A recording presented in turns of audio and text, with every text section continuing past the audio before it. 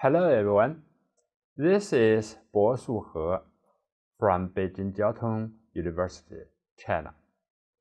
You may call or address me as Professor He or Dr. He or simply Boshu. My first name in Chinese, which sounds very similar to Boshu, which means doctor or PhD in Chinese. Well, welcome all of you to this class, but before we really get down to business, let me ask you one question. Have you learned anything about thermodynamics before, and what is thermodynamics? Well, let me just put it in a simple way. Generally, thermodynamics is a science of the relationship between heat, work, temperature, and energy. In broad terms, thermodynamics deals with the transfer of energy from one place to another and from one form to another. The key concept is that heat is a form of energy corresponding to a definite amount of mechanical energy. In other words, thermodynamics can be defined as the science of energy. Energy can be viewed as the ability to cause changes. The name thermodynamics stems from the Greek words therm and dynamis, which is most descriptive of the early efforts to convert heat into power. Nowadays, it is no secret that no one really understands the meaning of popular thermodynamic quantities. For example, Nobel Prize-winning physicist Richard Feynman wrote in his lectures on physics. It is important to realize that in modern physics today, we have no knowledge of what energy is. This means we know weight, temperature, volume, pressure, but we do not know energy directly. We have even less intuition about terms such as enthalpy and free energy. The fundamental assumptions of thermodynamics are based on human experience. Assumptions are the best we can do.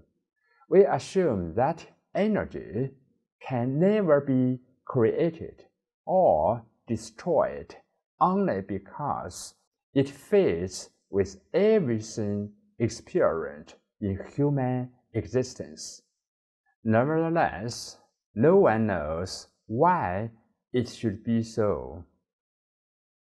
If we accept a few of these fundamental assumptions, however, we can develop a self-consistent mathematical description that tells us how important quantities such as energy, temperature, pressure, and volume are related.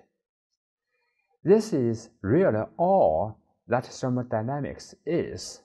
It is an elaborate bookkeeping scheme that allows us to track the properties of systems in a self-consistent manner, starting from a few basic assumptions or laws. Today, the same name is broadly interpreted to include all aspects of energy and energy transformations, including power production, refrigeration, and relationships among the properties of matter. There are two classes of thermodynamics: classical thermodynamics and statistical thermodynamics. It is well known that a substance consists of a large number of particles called molecules. The properties of the substance naturally depend on the behavior of these particles. For example, the pressure of a gas in a container is a result of momentum transfer between the molecules and the walls of the container. However, one does not need to know the behavior of the gas particles to determine the pressure in the container. It would be sufficient to attach a pressure gauge to the container. This macroscopic approach to the study of thermodynamics that does not require any knowledge of the behavior of individual particles is called classical thermodynamics. It provides a direct and easy way to solve engineering problems. A more elaborate approach based on the average behavior of large groups of individual particles is called statistical thermodynamics. This microscopic approach is quite involved and is used in my class only as a supporting rule. You should have one more question. Why should I or we study thermodynamics? Ulysses A. Segal wrote in the textbook, "Thermodynamics is an exciting and fascinating subject that deals with energy, and thermodynamics has long been an essential part of engineering curricula all over the world. It has a broad application area ranging from microscopic organisms to common household applications, transportation vehicles, power generation systems, and even philosophy."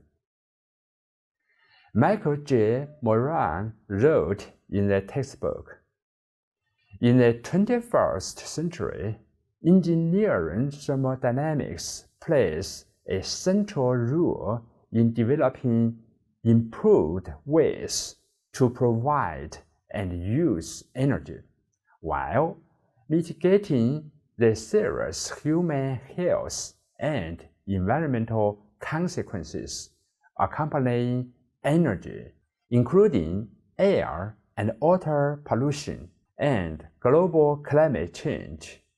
Applications in bioengineering, biomedical systems, and nanotechnology also continue to emerge. This means thermodynamics is very important, especially for engineering students who should study thermodynamics."